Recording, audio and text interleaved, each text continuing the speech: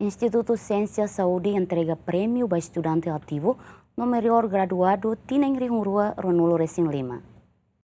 Instituto Ciência Saúde realiza cerimônia entrega prêmio para estudante ativo Hatnulo Recensia no melhor graduado Tolunulo Racing Hat e hatinan acadêmico Rihurua Ruanulo Racing Lima. Cerimônia entrega prêmio ne halo iha salão ICS Kampung Baru quinta semana ne. Atribuição prêmio mérito para estudantes ativo, nomos para melhor graduados, nebema gradua iha bulan setembro liba.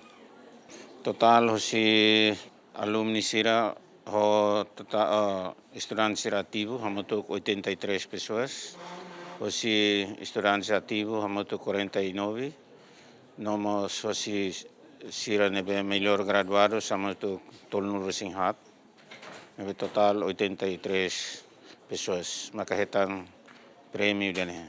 Estudantes sirne maior si departamento Lima, anesan departamento de farmácia e licenciatura, departamento parteira, bacharelato, departamento farmácia, departamento civil, no departamento nutrição. Montante nebema que atribui vasira, montante ne lahanesa. Melhor graduado sira retan $150. Sira nebema horas nesse ativo hela, retan $100 cada ema. Nebanesa ohinha temi kata basira nebema agora se ativo hela tu esforço na fatin, estuda na fatin, atu ne bele karektina oin bele e oportunidade tamba sira para tu bele hetan prêmio dene.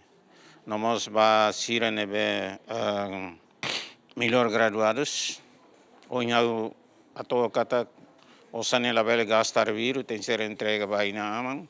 Anesang início hoje sirnia esforço, vai na mansira, atu hetang reconhecimento ou de minimiza sacrifício na mansia durante sirnia esforço ou de sira bel hetang finaliza sirnia estudo e setembro liba.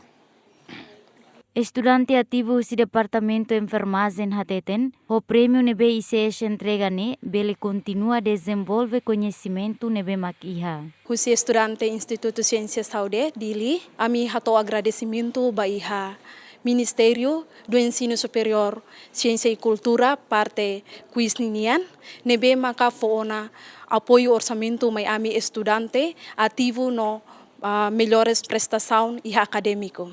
Dia ami apoio idane ba ami sente significado tebes atu ami continua avançado ga desenvolve a minha conhecimento nebe makiha. Entretanto, cerimônia entrega prêmio ne participa o representante comissão coordenadora da universidade no Instituto Superior, docente no estudante sira.